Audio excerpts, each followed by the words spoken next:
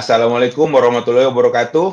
Nah, hari ini kita take-nya agak beda jadwal nih. Biasanya kita menjelang-jelang buka, tapi sekarang kita di siang-siang. Kenapa kita pilih siang? Karena semangat lagi tinggi-tingginya nih. Kalau udah jam 3 biasanya udah langsung ayu gitu, bawaannya senderan. Jadi kita mau coba sekarang kali ini siang, dan juga siang-siang ini saya punya teman baru. Halo Mbak Jelita. Wah, halo. Halo Mas Rian, senang banget bisa gabung di sini. Oke, dan kita masih punya satu orang dokter yang favorit lah gitu. Kalau kemarin dari episode kemarin tuh banyak banget di-mention sama netizen-netizen gitu ya. Kayaknya pengen dengar lebih banyak katanya dari Dokter Podra. Apa dulu buat Dokter Podra? Welcome dok. Waalaikumsalam warahmatullahi wabarakatuh. Apa kabar Mas Rian? Baik. Kabar. Semangat kita kalau hari ini dok. Semangat lah. Siang-siang harus nih. segar Ya, lah ya. panas-panas. Walaupun panas. Gimana Mas Rian? Oke. Kita punya topik nih dok untuk hari ini karena kita kemarin udah banyak bicara tentang teman-teman yang WFH gitu ya.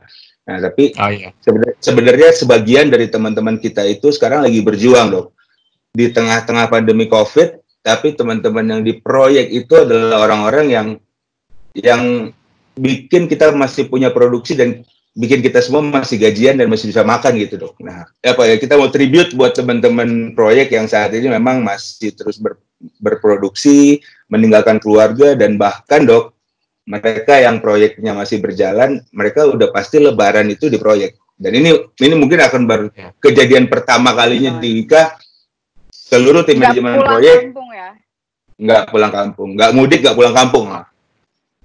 Nah, jadi kita mesti benar-benar provide teman-teman untuk punya informasi yang cukup supaya dia juga bekerja bisa lebih tenang, bisa lebih semangat gitu.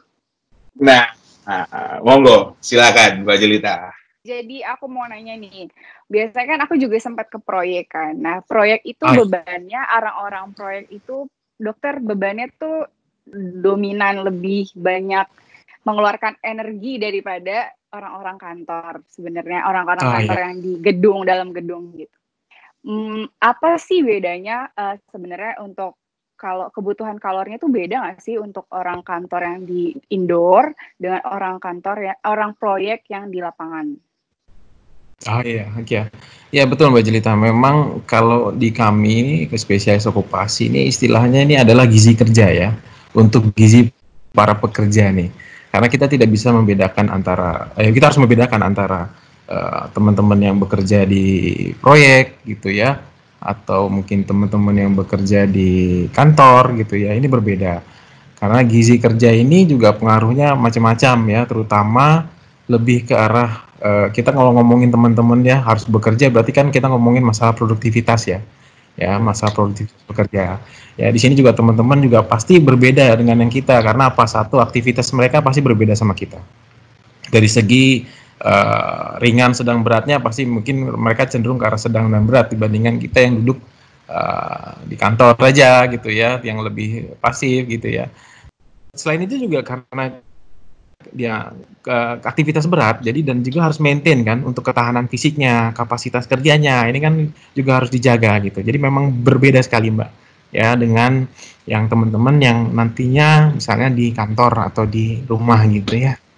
Yang dibilang aktivitas berat itu yang kayak gimana sih dok? Maksudnya yang masuk range aktivitas berat itu yang berapa jam dia di luar?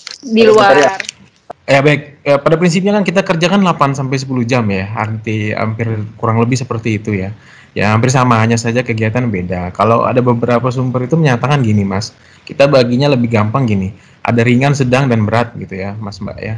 Jadi kalau ringan itu biasanya 75% dia lebih banyak untuk duduk dan berdiri saja. Ya contohnya kita yang di kantor gitu ya, kan kita duduk dan berdiri aja. Untuk kegiatan kita sendiri kan juga 25% ya. Sementara kalau orang yang kira-kira aktivitasnya sedang gitu, justru dia 25%-nya yang berdiri dan duduk.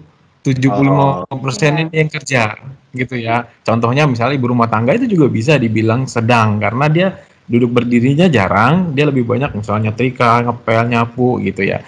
Nah, kalau kita ngomongin yang berat, ini teman-teman yang di lapangan ini biasanya 40% dia berdiri duduk, tapi 60% dia total untuk kerja. Apalagi terutama misalnya teman-teman yang misalnya ngangkat, ya, angkat berat, manual handling gitu ya. Nah, itu biasanya kita kategorikan seperti itu. Kalau teman-teman yang biasanya di lapangan, kita arahnya ke arah yang berat gitu ya.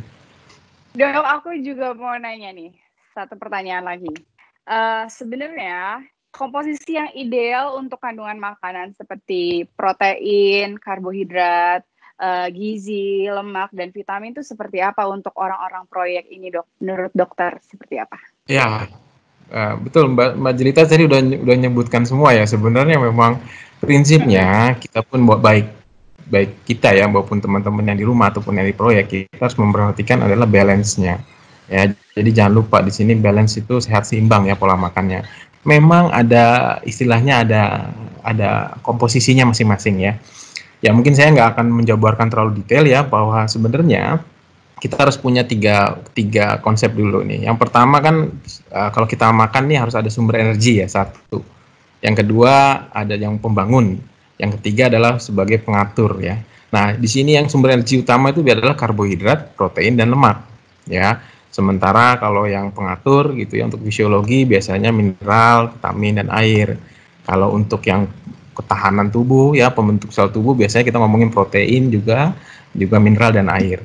Kalau karbohidrat itu biasanya lebih banyak memang harusnya, dengan komposisi biasanya sampai 60-70% nih kita ngomong. Makanya kalau kita makan nasi 60-70% adalah karbohidrat. Jadi memang harusnya kita karbohidrat itu 60-70% gitu ya. Kemudian kita ngomongin protein biasanya 10-20% gitu ya. Lemak itu 15-20. Nah, itu memang seperti itu. Tapi kalau kita atur memang susah ya kalau kita istilahnya harus menakar gitu ya. Yang jelas bahwa dalam satu plate itu, dalam satu piring itu harus ada karbohidratnya, ada proteinnya, ya, juga ada istilahnya lemaknya juga. Nah, kenapa lemak dibatasi sampai 15-20% gitu? Karena memang 1 gram lemak ini bisa mencapai 9 kalori, beda dengan protein dan karbohidrat yang cuma 4 kalori. Ya, ini ngomong-ngomong kalori juga mungkin Mbak Rian juga harus pahami bahwa kalori itu kan sering kita lihat tuh di bungkus makanan ya. Nah, yang komposisi yang berikutnya yang paling penting adalah tadi Mbak Jelita bilang sayur buah nih. Nah, ini penting juga karena vitamin, mineral gitu ya. Jadi satu tubuh kita ini memang harus seimbang gitu. Tidak boleh kurang satu pun gitu istilahnya ya. Ya, kalau kita lihat sih sebenarnya harus jadi kita tuh bisa menghitung dari sederhana hingga kompleks ya, Mbak Mas ya. Jadi misal ada perhitungan tuh macam-macam yang dikeluarkan sumber ya. Mungkin saya share yang sederhana dulu. Kita harus membutuhkan data yang pertama misalnya berat dulu nih. Misalnya kita contoh Mbak Jelita Mas. Sambil hitung kita ya. Ngomong berat badan ya. Nah, kita misalnya ngecek indeks massa tubuh nih, ya kan? Misalnya berat badannya berapa, Mas Rian, Mbak Jelita. Kemudian nanti dibagi aja tinggi badannya. Misalnya berat badan saya 80, dibagi tinggi saya 1,65 gitu ya. Jadi nanti berat badan dibagi tinggi badan kali tinggi badan. Coba hasilnya berapa? Oke, jadi yang normal itu biasanya 18, normalnya 18,5 sampai 22,9. Itu kita pakai yang Asia Pasifik ya. Kemudian lebih dari 23 itu sampai 25 itu overweight. Lebih dari 25 itu obesitas 1, kalau lebih dari 30 itu obesitas 2. Perhitungannya jadi kayak ada beberapa tuh yang menggunakan dengan contohnya yang ambil dari STAM ya, saya ambil dari STAM itu biasanya kalau ringan itu misalnya Mbak Jelita deh, Mbak Jelita nih misalnya berat badan normal ya. Ya kan? Iya. Terus kemudian kerjanya ringan. Berarti nanti 30 di kalori kali berat badan. Nah, misal berat badan Mbak Jelita berapa? Kira-kira aja lah. Ya, 50. 50. Ya, berarti kan kalau ada anjurannya berarti kebutuhannya 1.500. Karena dari berat badan normal, aktivitas ringan itu 30 kali berat badan. Nah, gitu. Nanti mungkin saya akan slide share aja ya. Dan ada beberapa perhitungan lainnya seperti ya mungkin ada juga yang memang berapa ada tanpa menghitung berat badan pun juga ada. Jadi cukup dengan kalau ringan itu kalau pria itu 2.800 kalori, kalau sedang misalnya 3.000 gitu ya, kalau berat 3.600 ataupun 3.200. Nah, itu beda-beda sih sebenarnya. Biasanya menggunakan ada rumus namanya Harris-Benedict ataupun WHO. Tapi kan katanya gini Dok, tubuh kita itu diisi lebih banyak cairan daripada cairan 70% kan gitu. Nah, cairan sendiri ini menjadi satu kebutuhan yang spesifik nggak sih yang dibutuhkan oleh tubuh gitu di luar gizi sendiri? Ya, betul sekali Mas Rian. Itu memang tadi yang saya sebutkan komposisi tadi memang tidak menyebutkan air di sana ya. Sudah menyebutkan air ya situ. Memang air itu juga karena kita komposisi kita 60-70% juga cairan gitu ya. Sebenarnya kita kehilangan 20% atau 30% aja sebenarnya kita juga udah bisa menimbulkan keadaan gawat bagi kita gitu ya. Karena kita isinya tuh air lah ya istilahnya semua nih ya. Nah, jadi makanya jangan lupa kalau di teman-teman di pekerja pun jangan sampai kekurangan cairan. Nah, di sini bedanya dengan teman-teman yang di WFH dengan yang bekerja, di sini kan kalau teman-teman yang di bekerja nih biasanya hubungan dengan suhu lingkungan, ya, aktivitas nih kan. Nah, ini berarti lebih banyak harusnya. Kalau pembagiannya kan lagi puasa nih, Dok. Gimana kalau lagi puasa baginya biar 8 gelas? Kan kalau Mbak Jelita nanya cairannya, saya nanya mungkin makanannya gitu. Jadi kan katanya kebutuhannya lebih banyak. Jadi sahurnya harus piringnya lebih gede gitu daripada sahur biasa. Sebenarnya sih nggak perlu begitu, misalnya sampai porsinya kayak Mas Rian gitu sampai 2 kali lipat gitu, ya nggak juga gitu. Yang ada ngantuk Mas, kelebihan kalori juga males kerja kan, ya kan, karena butuh energi untuk membakar itu. Ya jadi kalau untuk cairan biasanya kalau puasa itu kan 2 gelas sebelum ketika sahur, 2 gelas ketika buka gitu ya, dan 4 gelas ketika malam hari. Itu kan udah cukup 8 tuh ya. Nah kalau makanan pun sama sebenarnya. Jangan lupa bahwa sahur itu penting. Jadi nggak bisa nih kita males bangunnya gitu ya. Antar aja 4:30 mepet makan seadanya. Apalagi makan cuman mohon maaf misalnya mie gitu ya. Itu berarti kan otomatis yang memenuhannya hanya karbohidrat aja. Kurang kan? Tidak ada protein, tidak ada lemak, tidak ada vitamin di sana, ya, tidak ada mineral, airnya kurang. Itu udah otomatis pasti akan mempengaruhi untuk aktivitas dia di hari itu gitu. Biasanya begitu.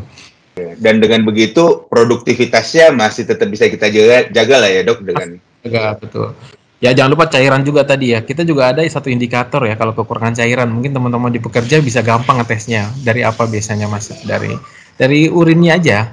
Dari warnanya. Warnanya. Ya. Jadi itu indikator yang bisa teman-teman pekerja di proyek gitu ya. Kalau misalnya dia sedang berkemih gitu ya. Itu bisa dilihat kan? Kan ada tuh banyak kan panduannya kan kalau warna yang putih seperti apa gitu ya, tandanya apa di gasnya. Nah, seperti itulah kita bisa pakai itu kok acuannya untuk masing-masing pribadi teman-teman yang di proyek kok begitu. Dok, sorry nih karena proyek saya masih jalan jadi kita kayaknya udah harus cabut nih. Saya mesti balik ke lapangan nih gitu. Ya. Padahal baru gabung nih aku.